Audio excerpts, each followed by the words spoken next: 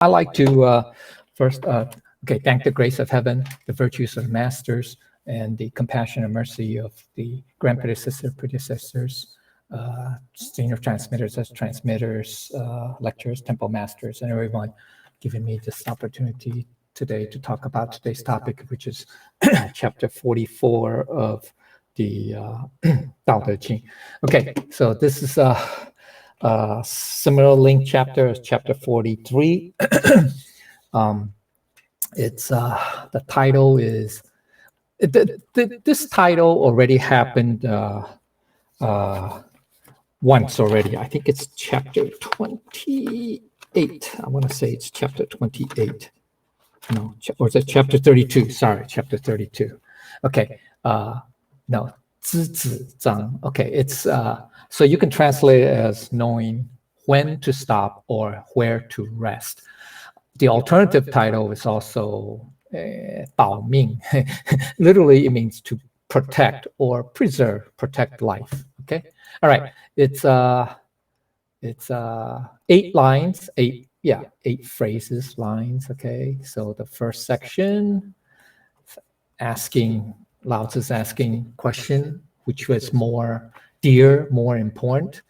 Then then he gives you the analysis of what the results would be if we do pick one or the other from section 1, and then the conclusion. All right. So it's only 8 phrases. It's actually 3 lines. Yeah, you can say 5 lines, but anyway. All right. Okay. So it's relatively short, but there's a lot to say. Okay. There's a lot of interesting things here. All right. So yeah, I have a reason for this line. We'll talk about it when we get going with our outline. Okay. Here it is. All right. Okay. So the first phrase is fame or the self, which is dearer. Okay. Qing, yeah. Okay, it's beloved, dear. It's not. I mean, it could mean parent too. It could mean but that's relative. But that's not what it. That's not the context here. Okay, it just means which is dearer, which is more close to you, more intimate, right? Okay, you can say it's more, in some respects, more important. But anyway, all right. Okay. Okay, so the basic meaning of this phrase is the fame, or the self, which is closer to the heart. Okay, now there are 2 aspects we can look at this in two aspects. Okay, the tangible and intangible. Right now, in Chinese, this word "sen" literally means body. Okay. Or life, oneself. But in this context, it's very important to understand this. It's not just the physical body, okay? I mean, yes, Lao Tzu, when he chose this word, "sen," yeah, he wants to, emphasize, yes, it's the physical body and the non-physical, which is the mental and spiritual aspects, okay? Of your personal integrity, moral character, sense of honor, duty, values, ethics, morality, etc. Okay, so it has both. It has a physical and non-physical component. Okay, all right. Just remember that. Okay, he's going to use this word twice, so it's important to know that. Okay. The other meaning of this line is, how far would you go in the pursuit of fame? Okay, so on a tangible aspect, would you be willing to sacrifice your health, vitality, and neglect your overall physical well-being? In observing today's society, we do indeed see people sacrificing or neglecting their physical and well-being in the pursuit of fame, right? We see that all the time, right? It's pretty sad, but that's a fact. I mean, but in history too, but today especially. Okay, now, additional meaning is on the intangible aspect. Would you be willing to sacrifice your personal integrity, character, sense of honor for the pursuit of fame? So likewise, we also see people sacrificing their personal integrity, character, or values for the sake of fame, right? I mean, that's, so we see both, okay? Now, the further understanding is, it's an important question because we do see people whose craving for external attention, approval, and validation is like a bottomless pit. Ironically, this will never give them the fulfillment or satisfaction they're looking for because the more attention or approval they seek, the more they want. So that's like a bottomless pit. So the more empty they will be because they're never satisfied. Okay. So this is the basis of our celebrity culture today. All right. You see that, all the time. Okay. So on the extreme side, we also see those who strive for fame but cannot achieve it on the basis of talent or skills alone, right? Competition is too much. There are other people that are more talented than you or have more better skills or higher skill sets than you. So they resort to unethical means or underhanded tactics or even crime in order to satisfy their craving for fame, social advantage, or career advancement. So that's a sad state, right? That's some people, because they crave fame so much and they couldn't get it or achieve it on account of their skill set or talents alone, so they had to resort to. So we have people cheating, right? I mean, you see that in sports, especially in sports, right? Doping or whatever, in swimming, in cycling, and God knows, in baseball, football. Well, I don't know about football, but definitely baseball, right? Et cetera, et cetera. We see that, right? In the Olympics, right? Okay, and or people, it's just the news. They have a beauty pageant, and I think the loser or the runner-up, one of the runners, wasn't happy and tried to sabotage or the winner. So they're just whatever. Okay, so you see that. Okay, it's unfortunate. All right, there's a deeper meaning of Qing, that is to be close to our Buddha nature essence. Okay. All right, so the deeper understanding is how much would you sacrifice your inner self? I'm talking about the moral character, values, and your character, integrity, and values in order to attain fame. So it's similar to Western expression of selling one's soul or making a deal with the devil, right? I mean, they have the expression. So that means you're willing to sacrifice something that is important or valuable to you, like your soul. That's the intangible in return for some material benefit. I mean, this is, those of you know who read some Western, classical literature. There's a story of Faust, Faust. I think that's German. I forgot who's the writer. Anyway, the story of Faust. He sold his soul to the devil in return for some material gain, benefit. Okay, all right. So higher understanding on the spiritual aspect is something that is worth investigating. Is fame or our inner self closer to our eternal Buddha nature? You have to really answer that question. Okay, you have to be very clear on this. All right. So the implication is, which is more precious or dear? Fame, reputation, or status, or oneself, physical and spiritual self? So which one is more precious? Fame or your physical and spiritual self? Okay, this is an important question that we must look into and decide which is more important, because today's society is driven in large part either positively or negatively by this pursuit of fame, right? We see that, you just have to turn on the news, go on the internet, boom, you see news of all this. Okay, all right.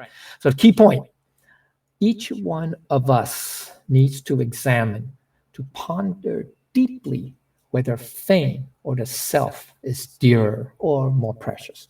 Which is the one that we should attach importance to or pay attention to? fame or the self? Now, one way to answer this question is you should realize that fame is not everlasting, right? It's whenever what's the trend, the fashion of the period is in society, yeah, then you have fame. But once that fashion or trend goes away, goes to the next one, then your fame, your claim to fame based on that particular trend or fashion, it's gone. So therefore it disappeared. Now the self, obviously physical self, yeah, you can't live forever. It's not. But what about the spiritual self? So that's what you have to ask. So Lao Tzu was trying to point to us, okay, remind us, which one is, that we should keep closer, okay, all right, okay. Then the second question is the self or wealth, which is greater. So the first is fame. First question is fame. The second question is about wealth. Now, this word "ho," it's pronounced "ho." It literally means merchandise or material goods, things. But in this context, it's generalized to mean material wealth or fortune, things of value. So that's the ancient usage. So in the ancients, they didn't use cai. They do use cai, but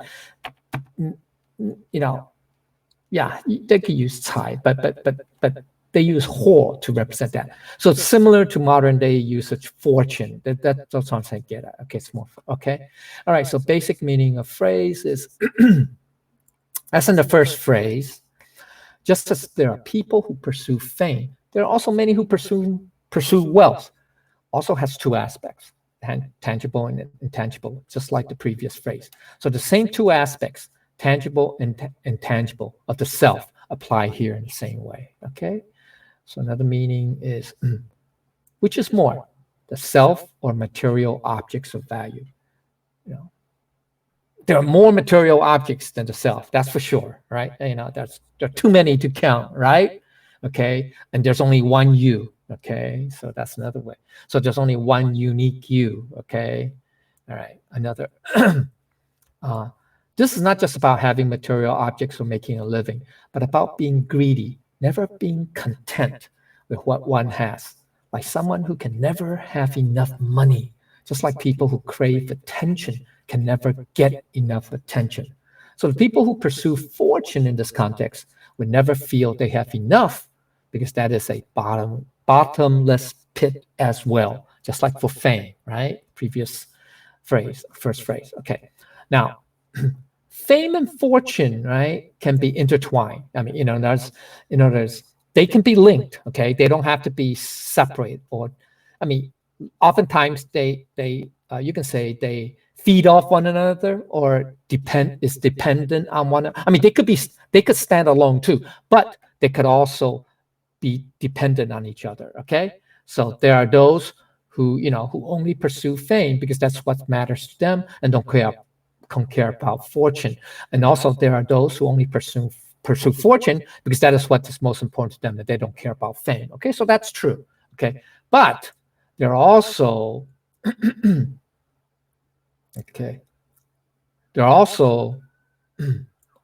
those who pursue both fame and fortune because both are important to them. So additionally, there are those who pursue fame as a means to gain fortune, such as politicians who seek to gain more power as a way to monetize their political influence power. So we've seen that, right? That's where political corruption comes in, right? Okay.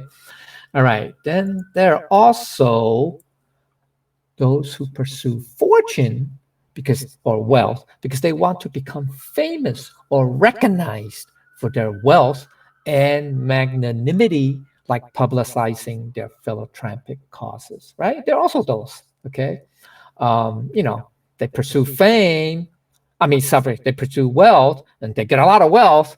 Then and they're very generous, but they let you know it. They kind of advertise. They say, hey, look, how great it is. See, I have this foundation, nonprofit, and I'm, blah, blah, blah. Okay, but, that's fine. That's but it's, once again, it's seeking attention, anyway, fame, so anyway, okay. So it's not without condition, non-conditioned, right? So it's not high virtue, okay? It's probably not even low virtue. Yeah, it could be, but anyway, all right, okay. So here's the tangible aspect. How much are you willing to sacrifice your health and overall physical well-being in the pursuit of more fortune? The intangible aspect is how much of your personal integrity, sense of honor, values, are you willing to sacrifice in the pursuit of more wealth? Okay, so that's a question that we should all ask. The tangible side, it is not worth it if you attain a lot of wealth, but your health is neglected and poor as a result. So we often see this as self-neglect, manifesting as hypertension, cardiovascular disease, stress-related illness, etc. One can make many and lose many fortunes consecutively. That's very important to know, okay? You can make and lose fortunes and more than once, okay? So anyway, right? Rich man, poor man, right? You can be wealthy and lose it all and still have the ability to make back your fortune again. Yeah, but you have only one body to lose. So you should understand this, right? I can, you can make fortune and you can lose it, but you also can make fortune the second time around or third time or whatever. But so you have many opportunities, if you will, okay? But I think you don't have one opportunity to lose your body, okay? All right, so the health of your body is more important than wealth and poor health. So, right, is it important to have wealth and poor health? I don't know. Is it worth it? Okay, so the intangible aspect. To what extent are we willing to sacrifice your honor or values in the name of greater material wealth? We have to ask that, okay, ourselves.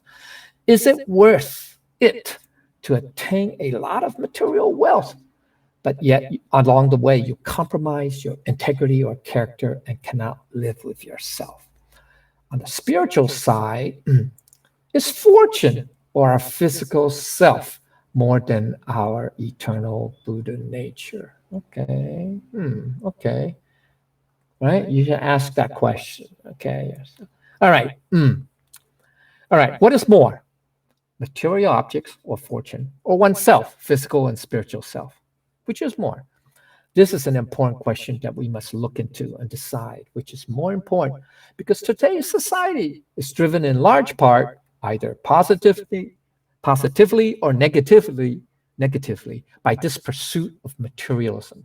What good are all the material wealth if you are physically ill and cannot enjoy their use? So the key is, so we need to understand what are the things that we should attach importance to or pay attention to? Where are the areas that we should attach importance to or pay attention to? We need to understand that there will be always more material objects or wealth available, but you have just this one self, one body, okay? All right, now the third question, gain or loss, which is more painful? Okay, all right. Okay, now this word, it's called wang, or it's pronounced wang. It literally means to die, to perish, okay, or death, or be destroyed. But that's the modern usage. Ancient usage here is used for the tangential meaning of loss. In other words, death is the loss of life. So it's a loss. So it's a complement to the gain. Get it? Okay? All right. Let's say, okay, 病. It literally means malady, disease, illness, etc., sickness. Okay? But in this context, it's pain or harm due to disease or illness. That's the same tangential meaning. In other words, when we are sick, right, or we have illness, we have pain or harm, right? So that's the thing. It's the pain or the harm. So illness is both painful and harmful, right? Okay. So the basic meaning is most people assume the gaining of fame and material wealth must be positive. Yeah, it is. It is positive. But in reality, the gain of fame and or material wealth bring their own problems. Okay, we only see one side, right? We don't see the negative side. Okay, we only see the positive side of fame, right, or wealth. So yeah, you have fame, but what's the negative aspect? There's loss of privacy and freedom, peace and quiet, etc. You have to, look at all these, celebrities. They have the paparazzi hounding them. The rumor mill, the rumor gossip. Tabloids, et cetera, about their private lives, et cetera, right? So, so they lose privacy and freedom, right? And peace and quiet, right? Okay. Now, fame, however, if you have wealth, the negative side is now you have a lot of wealth, but then now you worry. You have a lot of concerns and worries of loss and theft, etc. So the more you have, the higher the stress level. Now, you gotta hide all your precious things or wealth behind a big vault, or whatever, a secure vault, so that no thieves or robbers can take them away, right? So anyway, all right. So, okay. So another meaning. For most people, the loss of fame and fortune would be a negative thing, right? So for most people, the gain of fame and fortune would be positive, and the loss of fame and fortune would be negative, right? For most people, right? We think like that, right? We always, hear people, bemoaning that, they're no longer, celebrities or well-known or famous, etc., or they lost so much money, blah, blah, blah, right? So, all right. So to them, that's a negative thing. Now, additional meaning, people feel the loss of fame and fortune is more painful than gain of fame and fortune because of the following. One, the loss of fame may mean the loss of popularity, being ignored, no longer in vogue in fashion, etc., etc. Or the loss of wealth is, results in poverty or lack of material objects, possessions, etc., etc. Right? So that's why most people feel, loss of fame and fortune because of these consequences or results. But okay, so here's the thing. Okay. Most people would assume that the loss of fame and fortune is more painful than their gain, but this deserves a closer look. This is a challenge for us to think deeper. Most people already assume the loss of fame and fortune can be painful and harmful. But what about the attainment of fame and fortune? Can that also be painful and harmful? Yes, indeed. We'll get to a story. Most of you are familiar with that. Most may not consider the harmful and painful aspects of the attainment of fame and fortune, because most people would agree that loss of fame and fortune can be quite painful. Now, that's most average people, or we say, 凡人, sentient beings. Okay, but on the other hand, Tao cultivators would look deeper and see that the gain of fame and fortune can also be quite painful. So the more you gain, the higher the stress level. Painful, okay, and more worries about losing it all. Okay, painful. Okay, all right. But Tao masters, the enlightened beings in general, or Tao masters, probe even deeper and ask, which of the two, though, is worse, gain or loss of fame and fortune? Losing or gaining? How would you compare them against your personal physical, the tangible self, and the spiritual, intangible well-being? Okay, so what if the gain of material objects come at the expense of your spiritual self? Okay, let's look at Appendix A. Okay, oops. Okay, here's the paradigm, the pattern model, okay, that Lao Tzu sort of like proposing in this chapter, at least in the section 1, the 3 questions. Okay, so there's the concept, okay, then there's the gain and loss. Okay, all right. So first concept, let's look at fame, right? Social prestige, power, position, status, not bad, right? So the gain is you climb the social ladder, getting ahead of competition, getting promoted, having a corner office, having a very prestigious job or a prestigious title, etc., etc., etc. Okay, that's the gain. So that's good. That's the yang, right? That's good. Yeah, I mean, that's positive. The loss of fame is what? You become unpopular. People ignoring you. They don't want to be around with you. Okay, so yeah, so that's negative, right? Okay, so the concept is this: with fame, if you gain, you get these benefits. If you lose, you get these consequences. Okay, now, but let's look at health, right? Fame or the self, right, which is dearer, right? So in this case, let's look at the tangible aspect, the physical well-being, the vitality, the energy of your physical self. So if you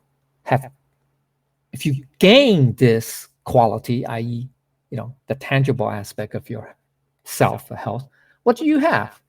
You get good nutrition, you have good exercise, rest, you look good, you feel strong, you feel energized, etc., etc., etc. So that's pretty positive, right? On the negative side, or the loss, if you lost the self, the tangible self, the health aspect, what do we have?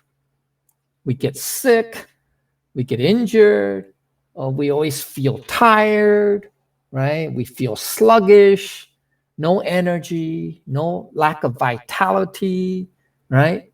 Lack of spirit or energy, rather. Okay, so that's negative, right? So that's good, negative, right? So with the health, you have to ask yourself, what Lao Tzu is saying, fame, between fame and health, right? If you can gain this, sorry, okay. So between fame and this, yeah, that's not good. Okay. For fame, you could gain this, but on the health side, you could lose, right? So that's the trade-off. Okay, so that's what this is about. Okay, now let's talk about wealth, material and monetary acquisitions.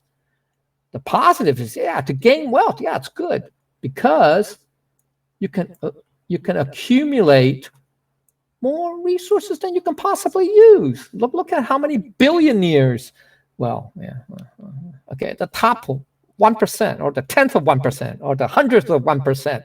Look how much wealth they've had, especially in this last year during the pandemic. They made a ton more money, whatever. They accumulate a lot more, let's say this, fortune, during this period, during this last year or so. It's amazing. Yeah, and they can possibly use them all. But hey, they're still accumulating more and more. That's the way the world goes. Now, the loss of wealth is resulting in what? Poverty, or you can lead homelessness, lacking in material resources, potential for pain and harm. So for most of us, we say, yeah, wealth is absolutely better to have gain than to have loss, right? Just like fame, okay? On the other hand, Lao Tzu is asking, now let's ask about the self, the intangible side now, not the physical side, dealing with your moral character, dignity, honor, integrity, values, etc., ethics. Okay, so if you gain that, what you have? Oops. You reflect on life and feel totally at peace and happy with yourself. You have lived in the right way. Yeah, you lived in a very ethically, right, morally, with virtue, in accordance with the Tao. So that's something worthwhile. Now, if we lose the intangible self, what do you get? We feel anxious and depressed, have no peace of mind, loss of self-respect, unease with our conscience, etc., etc. All right. So what Lao Tzu also asked in question 2 about the self and wealth. What about if you gain wealth? Okay, you have wealth, right? You accumulate a lot of wealth because that's good. That's worth pursuing, right? You don't want to be poor, be homeless, but you do whatever you can to gain wealth, right? You step on, toes, you whatever, okay, whether it's ethical, unethical, you got to get it right. Now, on the other hand, what did you lose? You lose your intangible self, the character, and so you can't live with yourself. You feel depressed. You have no peace of mind. So which one is more painful, gain or loss? Gain of this or loss of this? Okay, which one is more painful? On the other hand, people say, well, if I gain this, but I lose this. If you are at peace and happy, you're content. You don't have to worry about lacking in material resources. As long as you can, survive, you can live. As long as you can put food on the table, have clothes to wear, have a roof over your head, have some shelter, these are not concern. Poverty. The question is at what level, right? So okay, all right. No, the extreme would be, you have no home, etc. But if you look at Yan Hui, right? He's definitely at this level. He's definitely at peace and happy with it. And what does he live? He lives in I don't know, shack or something like a hut or shack. And he doesn't have much clothes. He doesn't have, a lot of wealth, but yet he's happy. But what did he gain? His intangible self. Yeah, he's willing to forego material and monetary fortune, right? But we say he's poor. That's true. He's poor. He's certainly not rich, not even middle class. Okay, but he's not homeless. He lacked in material gains.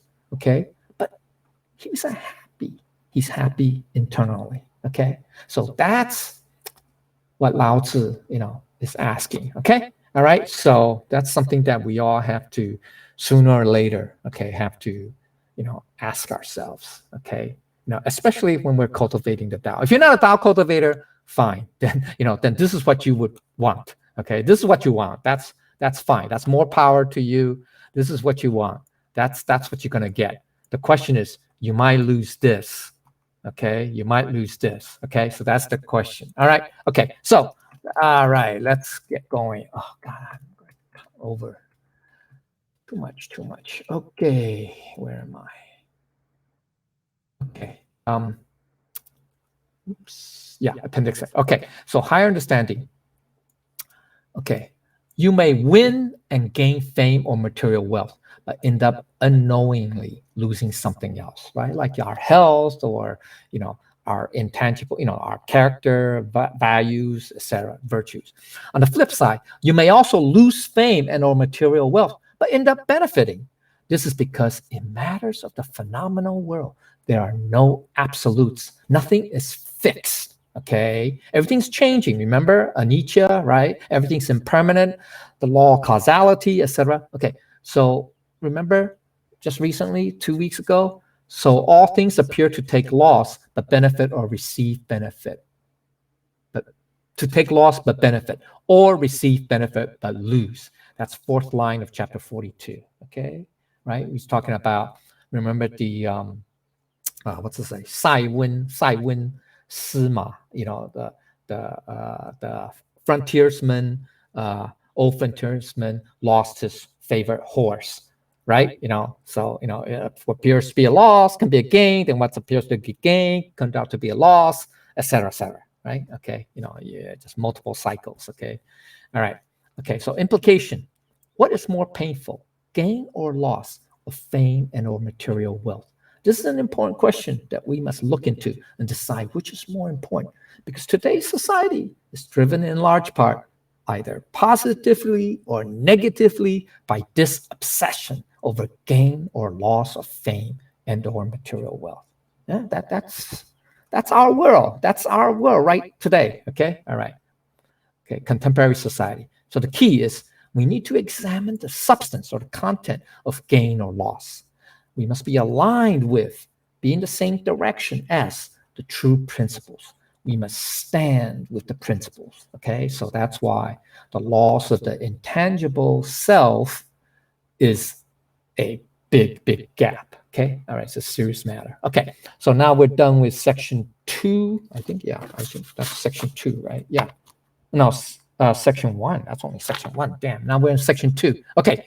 All right. I gotta speed up here. Okay. Thus, excessive love. Okay. Now we're in the analysis section. Okay. Thus, excessive love or craving must lead to great spending. Sun means extremely. Okay. More and okay. Very. Okay. I literally means love or affection. It could also mean craving. Okay. Fei means to expend, okay, to consume, to waste, okay? All right. So basic meaning, if we love something too much or we crave something too much, you have gone beyond moderation. So you must pay the price for that obsession. Okay, so don't get, okay, so another line. This line is reference to lines 1 about fame and 3, gain or loss. Line 2 is about wealth, okay? It's also about that too, but that's in the next one. This is about, it's more relevant to fame. Okay, so if you are obsessed about fame, you will end up paying a heavy price. Okay, additional meaning is gaining or losing fame. Which one is more painful? Which one will cost you more? Either way, you will pay a heavy price whether you gain or lose fame. Right?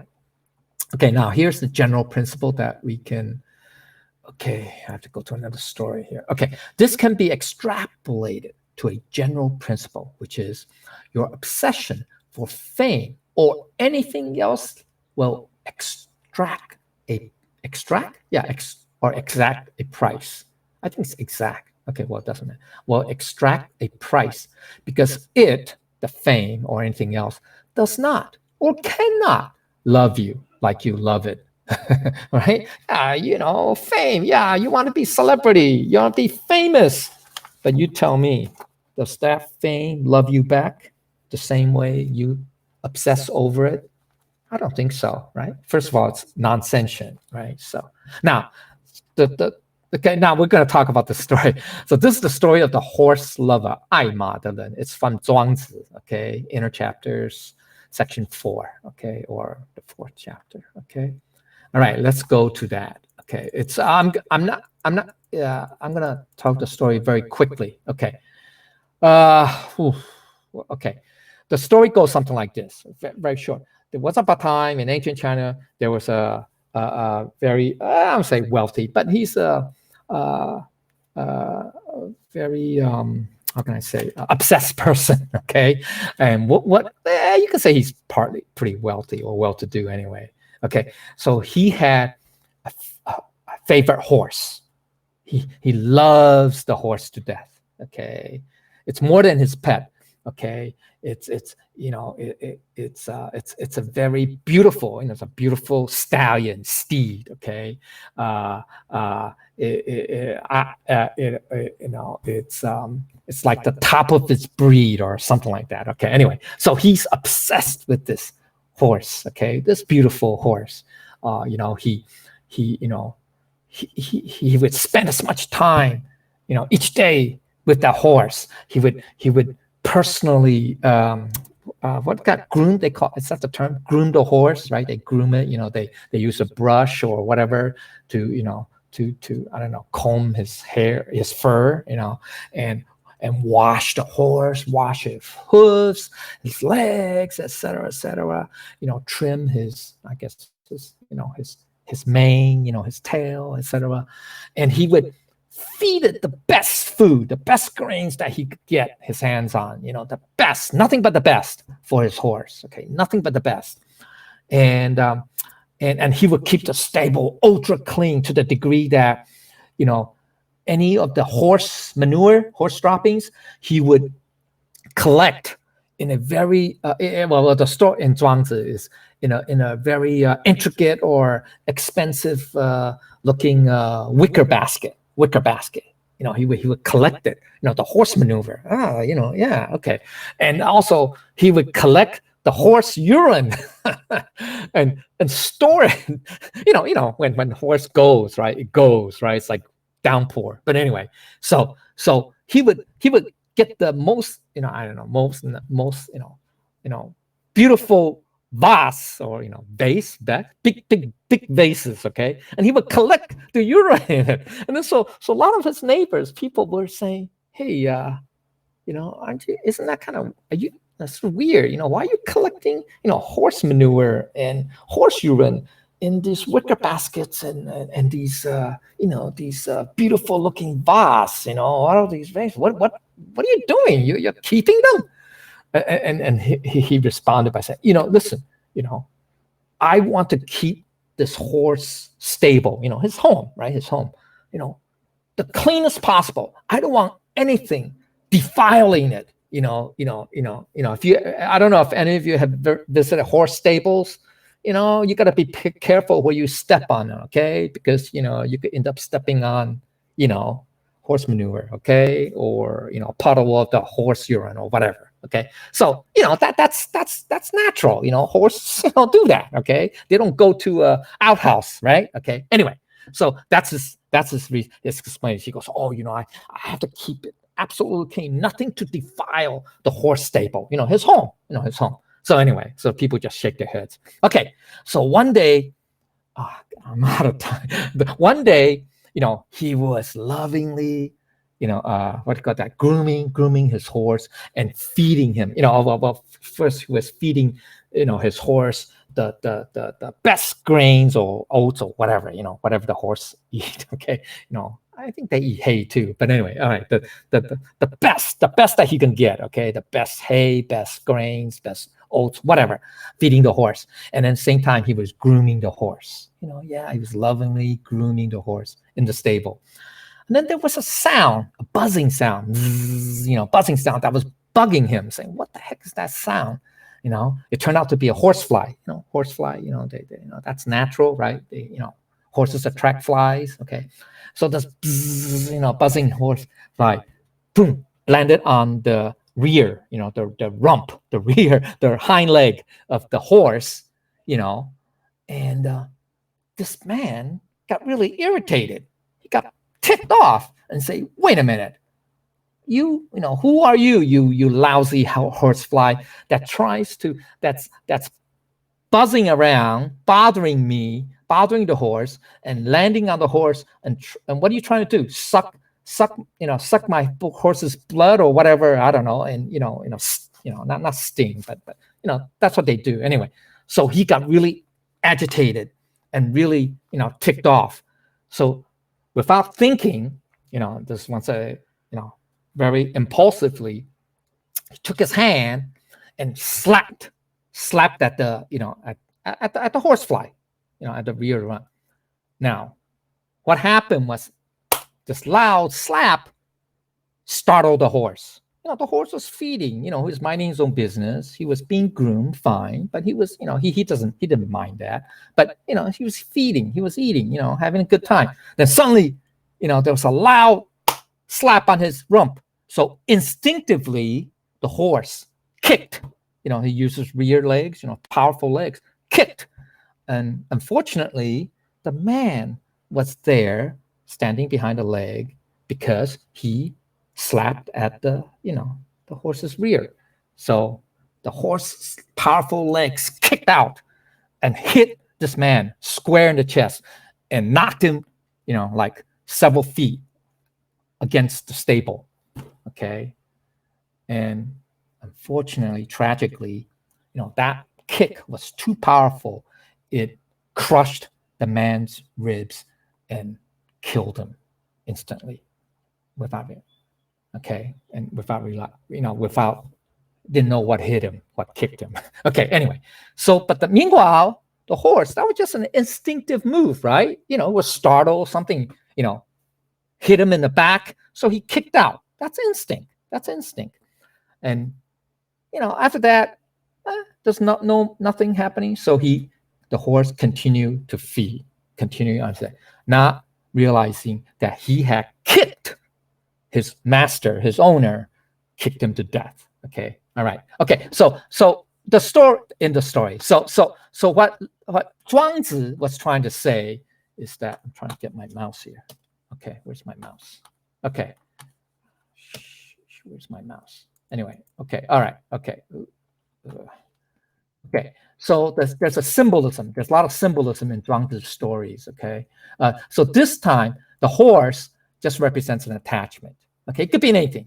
I mean, in this case, it's horse, like a pet. Okay, it could be your dog, your cat, your bird, fishes, and anything. Okay, anyway, all right. Okay, it's just now the horse lover is anyone who becomes attached. That's us. Okay, not just a horse lover, but it's us. Zhuangzi is pointing to us, humans, sentient beings, who become attached. Okay, and then that attachment becomes toxic or dangerous. Okay, when you invest too much time and effort into it, you get tunnel vision and cannot think of anything else. Yeah, that's called obsession, right? Now, the kick by the horse that kills the horse lover is the price of obsession, right? Right? There's a great spending. Okay, excessive love must lead to great spending. Okay, there's a price. Okay, all right. So the obsession, if left unchecked, will end up consuming your life as well as taking over your mind. So all your thoughts, words, and actions revolve around it, coming at the sacrifice of other more important things in your life. Okay, now the fly, like Socrates say, he's the gadfly, right? The fly may be a reminder that you are neglecting things that you may not realize while you're in your obsessive state of mind, but you react in anger to the fly and feel annoyed by this intrusion, thus triggering something that ends up being the heavy price that you have to pay for your obsession.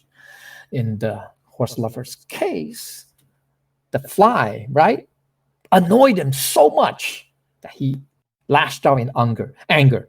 But guess what? The unfortunate consequence, tragic consequence, that he ended up dead, getting kicked to death. Okay. So meanwhile, the horse, which is the object of your obsession, is not aware. It does not care. The subject of your obsessive love does not love you back. Now, okay. Now, the horse is a metaphor, right? It just means anything that we obsess over. It could be a painting. It could be a car. Oh, I'm obsessed about this car. I wash it every day or whatever. I don't know, whatever. I vacuum the inside every day or whatever. Well, yeah, you may love the car to death, but I don't think the car will love you back. Okay, well, we all know that because it's non-sentient. But supposedly, let's bring up pets. Oh, we love our dogs to death. Yeah, they're my favorite. They're a member of the family, blah, blah. They sleep with us on my bed, they eat at the table, et cetera, et cetera, et cetera. Yes, I mean, there are some stories you have said, very loyal pets, pets, especially like dogs. They even have pet hogs that supposed stories about pet hogs saving, their owner's life. Anyway, okay. So we have these stories, of how dogs, etc. Very, favorite pets that the owners adore that end up saving the owner's life. That's true. That we have stories about that. Now, but that's an extreme. Those are very rare. Okay, those are very rare. By and large, yes, but certain animals tend to have certain qualities. Like they say, dogs are extremely loyal, no matter what. Even if the owner mistreats the dog still, how can I say? Yeah, I wouldn't say because they can't talk, would not badmouth the owner, but would still remain loyal to their master, right? So that's one of the qualities of, you can say, almost human-like qualities of a dog. So that's why, you hear stories in the Tao. They say, obviously, hopefully, as Tao cultivators, we're vegetarian. We don't eat meat. But if you eat dog meat, unfortunately, in ancient Chinese culture, that's I wouldn't say that's prevalent, but that there's a tradition of that. Your karma is going to be very heavy. That for killing a dog, to eat the dog meat, because the dog has very human-like qualities. Like in this case, I think it's loyalty. Okay, horses, they say it's the same thing. That's why they use horses in the military, in the cavalry. In the middle of gunfire, artillery fire. You order the horse to charge, the horse will charge, no matter what. No, I know they they think about it, but they'll charge, probably not realizing that they'll probably die, okay, in doing so. But anyway, so there are stories. I mean, but anyway, but the whole idea is, we should not be too obsessed. That's the problem. It's attachment. That's attachment. In Buddhism, that would be called attachment. Now, Lao Tzu is talking about not just attachment, but excessive attachment. That's the obsession. Okay, and that's the extreme, and that will lead to, very serious, you could say, consequences and costs. So that's why. Okay, I got more stories, but I got 2 more stories. There's a lot, too much to talk about. Okay, where are we? Oops, more. Okay, yeah, right here. Okay, all right. So that's the Zhuangzi story. Okay, so deeper understanding is, no matter how much you love or obsess over something, that thing will not love or cannot love you back the way you love it. So your excessive love will not be requited by the object of your obsession. Okay, so the higher understanding is, if we cannot relinquish our obsessive love or craving of things, we will pay a heavy price for that obsession. The implication is, excessive love or craving of anything, tangible or intangible, will lead to obsessive behavior, which can trigger something with you ending up paying a heavy price. Okay, so the key point is, the only way to avoid paying a heavy price for our excessive love or craving is to have moderation and let go of attachments by placing relinquishment. Okay, that's by placing too much emphasis or paying too much attention in the pursuit of fame, fortune, etc., leads to excessive love or craving that we will pay a heavy price for that obsession. So it follows from fame and possession, fame and fortune, right? The pursuit of that, right? If you think you're pursuing that becomes obsession.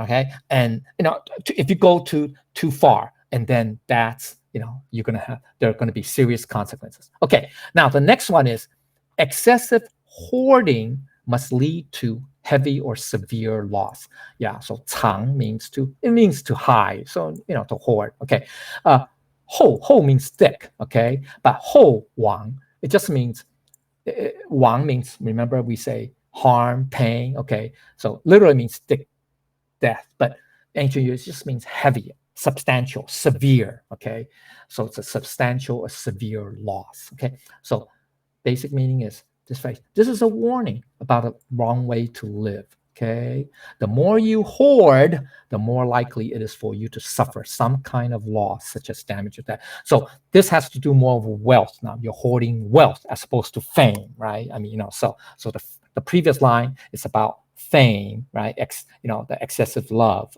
excessive craving, okay, for fame. So this is excessive hoarding of wealth, okay, or material things, okay. So even when there's no damage or death, hoarding still exacts its price from you, just like excessive love or craving, which leads to obsession. Okay, this is an extension of the obsessive love or craving of something from previous line. Excessive hoarding leads to clutter, which takes up physical space. That's the tangible side, and mental clutter in your mind. That's the intangible side. Okay, so deep understanding is, too much attachment to material things will often lead to excessive hoarding, which may lead to heavy loss. Hoarding means we cannot find what we need when we need it. This ironically results from our belief that we may need these things someday, so therefore we hoard. So the more we want things, the more likely we will hoard. So the more attached we are, the more obsessed we are with things, with in this case like material things, then the more likely we'll hoard them. Okay, so similar to the line about the excessive love, we must be careful not to become attached to things we like, that we end up hoarding them and may end up with substantial loss. Okay, so that's the section 2. Let's go to the last section. Here's his conclusions. Okay, so knowing contentment avoids disgrace. Okay, is disgrace. In this case, it's a negative quality. So basically what it's meaning is, to know that you have enough is to understand contentment. Okay, so this line is a solution to avoid the heavy prices exacted by too much attachment, excessive love or obsession, and hoarding. Okay, this line is also a solution to the lack of moderation, that is excessive love or craving and hoarding in the previous section, right? In section 2, okay. So further understanding is to know contentment is to realize you already possess the necessities of life, and this keeps you from hoarding. It's something that you do not need to do, that is to hoard, okay? You also realize that there's a treasure in human connections, that's the intangible side, that should not be neglected. So instead of pursuits that cannot requite your love or return your love, you spend time with family and loved ones who can return your love because they are human beings just like you. So higher understanding, this concept of contentment is central to the Tao, and it's the foundation for a happy and meaningful life. So first, potential for betterment. Simply by existing, we already possess the potential for making things better today than yesterday. 2, abundant resources. We may not think so, but we have time, human connections, unique knowledge, etc. Everything we need. We just have not tapped into them, or we have not discovered them yet, okay? So the Tao itself, unlike many others, we are able to study the Tao and become aware. We have the sages and Buddhas as our advisors and teachers. How about that? Not very many people can say that, but as Tao cultivators, we can claim, we can say with certainty that we have sages and Buddhas and saints as our advisors and teachers. How great is that, right? Okay, being discontent or greedy is a disgrace, whereas living simply is the graceful way of life. Human beings are able to requite the love you have for them. So that is something to be cherished and grateful for, and that is contentment. So the lack of contentment from the perspective of a king, okay, that's the story, okay, of King Midas from the, okay, I don't know, 弥达死亡. I mean, that's the Chinese transliteration. It's the morality tale about excessive obsession for gold and apparent blessing that turned out to be a curse. It's also known as the golden or Midas touch. Okay, let's go to section 2. All right, here I'm not going to talk about the story of Midas because everybody should know. I mean, well, most of you should know that. I'm just going to do the comparison, the parallel. So the King's Midas touch, parallels of East and West. The East, we just talked about the horse lover, and the West, we have the King Midas. Okay, all right. So first, both people, there's a person who loves horses too much, okay? On the West, on the Midas, King Midas, he's a king who loves gold too much, okay? What's their obsession? Okay, what's their obsession? Okay, the horse lover goes overboard, using the best in caring for the stallion, right? You know, everything, the best, okay, whatever, okay, obsessed, okay?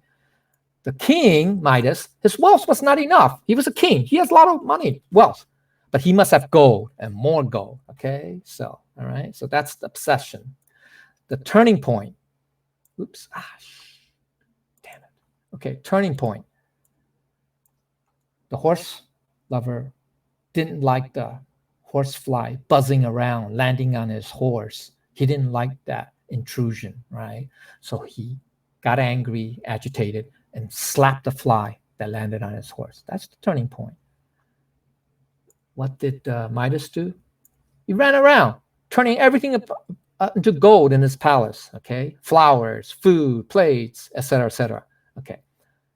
Now, there's a negative consequence to the horse lover. What happened? Got kicked to death, okay? What happened to the king? He was so happy with that blessing, you know, he got his wish, okay, to be able to turn things to gold by his touch, right? Well, that's a long story. You know, he was hungry, right? After running around, turning everything to gold in his palace, he felt thirsty, so he wanted to drink some wine. Well, when he touched the wine turned to gold. So he's still thirsty. He felt hungry. He took some grapes. He wanted to eat the grapes, turned to gold. So that's the starting, the pain, the harm. Then lastly, he saw his daughter, the princess, right? His princess came to him to see what's wrong. You know, he touched her, and to his horror, turned his daughter, the princess, into a golden statue. Okay, so that was the pain, okay? Now, what's the consequence? The tragic ending of the horse lover. He's got killed by the kick of his horse. while the horse continued on his feeding, not realizing what had happened. Now, the good part, the redemption part, there's the good ending, the happy ending, positive ending, happy ending for the King Midas story is that he was able to realize his folly in time and pull back from the brink of disaster and return back to everything as before, because he realized after turning his princess, the beloved daughter, into a golden statue, he realized that that blessing of the golden touch was really a curse. Okay, so therefore he begged the god. It was the god. What's his name? Bacchus is the Latin, the Greek name. What's the god of the wine? I forgot his name. But anyway, it doesn't matter. Anyway, okay, all right. So that's okay. All right. Yeah. Okay. All right. So that's now here. Okay. Here we have to. Oh, let's just look at this. Okay, I did this for me. So now, for King Midas, which one is greater, wealth or the self? What happened? Which one is greater? He realized that what? That he can't eat anything, he can't drink anything to feed his body, right? Or to quench his thirst, right? Even though he could turn everything to gold, so he has plenty of wealth, more gold, right? But it's at a cost to his physical body, right? Okay, so gain or loss, which is more painful? Okay, now, most of us would say, hey, to gain wealth is positive, and to lose wealth is painful, it's more painful, right? Okay, well, in King Midas's case, he gained wealth, right? Touching everything is gold, right? Touch everything is gold. But that turned out to be painful. Why? He can't drink anything or eat anything, okay? Then his excessive love or craving, that is, for gold, led to what? Great spending price, which is what? Turning his daughter into golden statue. So he realized that. So from Midas's point of view, the loss of wealth is less painful than gaining it. Why? Because at least he could feed his body, okay? And at least his daughter would not be a golden statue. He would not lose his daughter, right? So that's the paradigm, okay? All right, so let's continue. Where are we? Ooh, we're almost there. Okay. Lots. Where are we? Okay. All right. So the key point, as long as we have enough to live, we should be content and grateful for this blessing of knowing contentment, which people often take for granted. On the other hand, if we live with complexity, with excessive craving and obsession, and not in accordance with or contrary to the Tao, that is the ungraceful way to live. Whereas to know contentment is to have everlasting joy. That is living simply, the graceful way of life. Part 3, I think it's pretty self-explanatory, but it's practical. We should pause for a moment and reflect upon life. Okay, are we spending too much time and effort chasing after material things or trying to look good for the sake of others? People's approval? Have we neglected the more important things in life, perhaps basic things like strengthening relationships with those we care about us? As we charge full speed ahead, are we in danger of overshooting the target? Why not slow down and consider the possibility of coming to a stop to smell the roses? So to know contentment avoids disgrace. That's the key to living a full life of graceful joy and happiness, which leads to no contentment is to have everlasting joy in your life.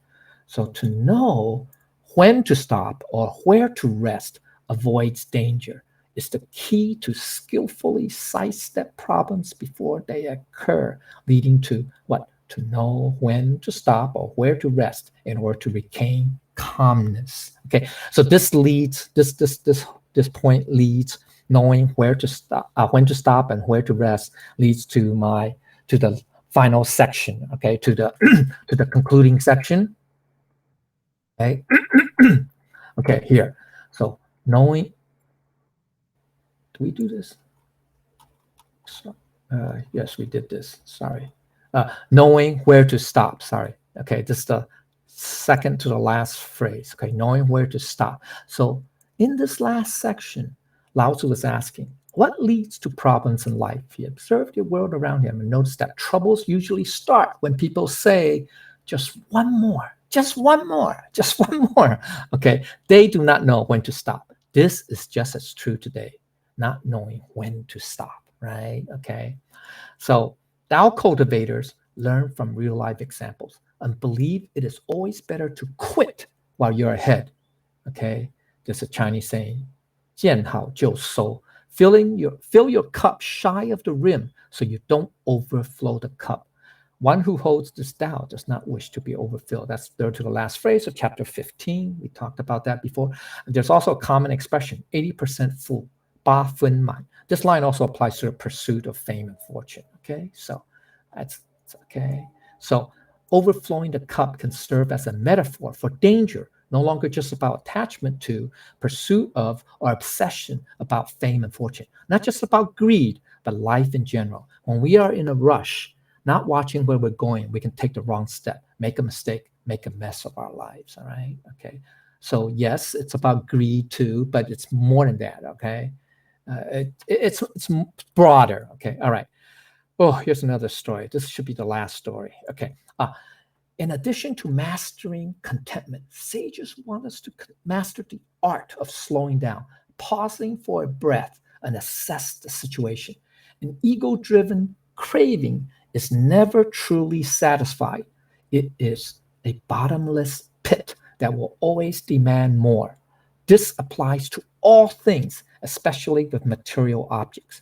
The acquisition of one thing easily leads to the next thing in an ever expanding spiral. Okay, so that's the story of the ivory chopsticks. There's a folk story part, but that's too long. I want to talk about it. But there's also a historical aspect dealing with the Zhou. This is Zhou Wang. Okay, he's the last king or emperor of the Shang dynasty. Okay, all right. So part 4. Okay, here it is. Okay, here the ivory chopsticks. Okay, so you can look it up, but he's this also Di Xing, that's his name. He lived around 3,100 years ago, 3,200 years ago. the Shang dynasty, towards the end of the Shang dynasty, one of the earlier prehistory, dynasties. Anyway, oh jeez, excuse me. Okay, he's now on history books. Okay, historians have generally considered him one of the worst emperors or rulers. One of the most corrupt and bad leaders of ancient China. But anyway, you guys can read up. And now he's known. I mean, earlier when he started out, he wasn't too bad. But it's in the later part of his reign that he really was bad. He was corrupt. Really bad. Okay. Anyway, so he is known for, in his later years, or later years of his rule, for extravagance. Very, he's the emperor. What do you want? So he one day was flaunting his ivory chopsticks. Now, at the palace. Okay, he was having a big palace feast banquet. Okay, and so there were a lot of ministers, a lot of royalty. At the banquet. So he's flaunting his ivory chopsticks. Okay. Now there's a wise advisor. Okay. I think he had a couple uncles. This one was his uncle. I don't know if this is his uncle that he killed or one of his uncles. His name is Bi Guan. Bi Guan was one of his uncles. Anyway, this is all Chinese history. We don't need to go too much detail. But anyway, the uncle, one of his advisors, was very worried. So he said the following. So this is the first escalation. He said, after the king or the emperor flaunted his ivory chopsticks, the problem is now that the ivory chopsticks, the next step will not be matched with pottery, but has to be matched with bowls made of jade. Because, you have a very exquisite pair of chopsticks. It's ivory. Some people use silver or gold, but, ivory is rare, I guess. I don't know. But so now you have to match, right? Match the ivory, something that's, that's very precious and very beautiful, exquisite, to something that's also should be exquisite and beautiful, i.e. jade bowl, instead of, bowl made of regular pottery, okay, porcelain, okay? So that's the first escalation. Not only that, it goes even further. Now the jade bowls, the exquisite bowls, can't contain any coarse grains, not plain rice, not plain, whatever, oats, rice, whatever, wheat, whatever, but it has to be the most exotic delicacies to match the jade bowl. That makes sense? Yeah, okay. That's third escalation.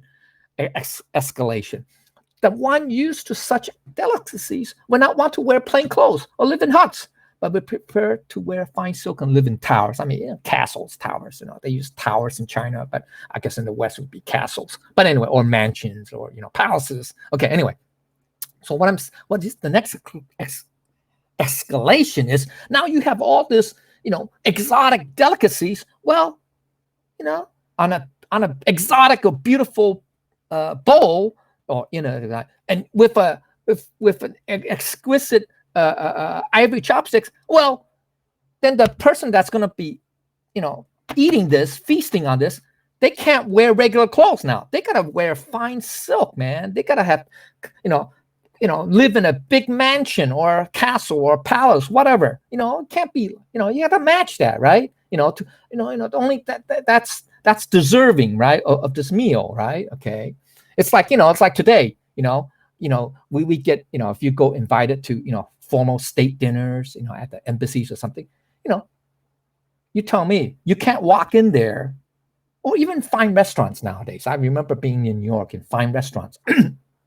You go to a restaurant, they require a tie and a suit, and you can't wear sneakers or jeans.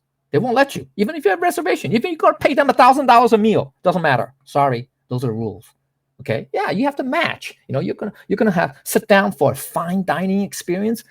You can't be dressed in t-shirts, sneakers, and jeans. You have to wear a suit and tie. Now, in embassy dinners, or they call them, state balls or whatever, you go to get invited to the White House, well, you better be wearing a black tie, a tux, okay? Otherwise, you're gonna get kicked out, okay? All right. So, so that's the idea, okay? Now, the last escalation is this. This is what the uncle, the advisor to the king said, to the emperor said. Such a ruler would not want to be confined within the borders of the empire, but would send out explorers to seek exotic, rare treasures. So you go even further.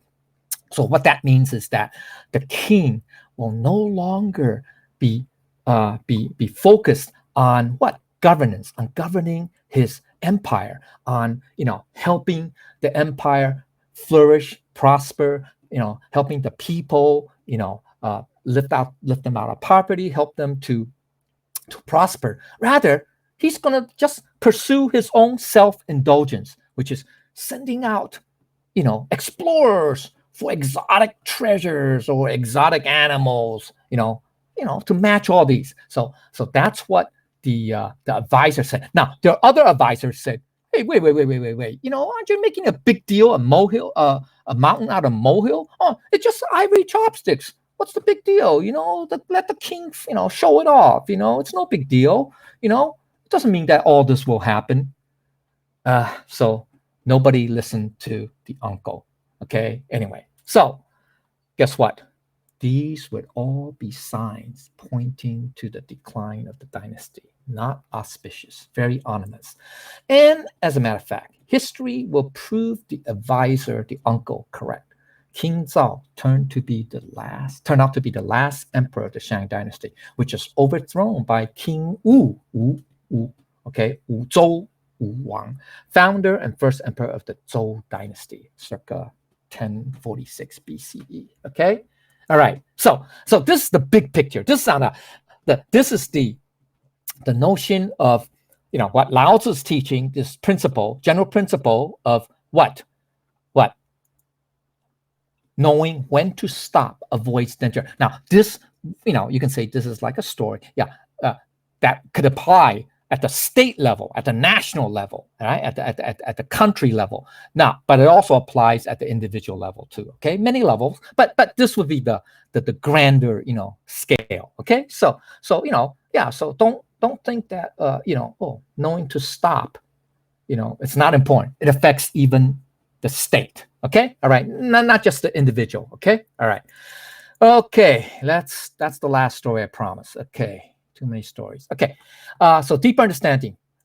To know where to stop also means to know where to rest, right? Recall knowing where to stop or rest, thus avoiding danger. That's the last phrase of chapter 32, where to stop, right? Or where to rest. Okay, that chapter. So to know where to stop is to know to rest at the highest goodness or excellence. I'm getting pointing to Confucius. Okay, so it is to rest at or to stop or return to rest or stop at or return to our Buddha nature. There's a famous line in the Great Learning. It's called, it's translated as the twittering canary. I guess, the singing canary literally means yellow bird. Rests on a corner of the mound. When it rests, it knows where to rest. Is it possible that a man should not be equal to this bird? Okay, so this is 闽蛮黄鸟. Okay, 子于秋玉. Okay, 玉子知其所知.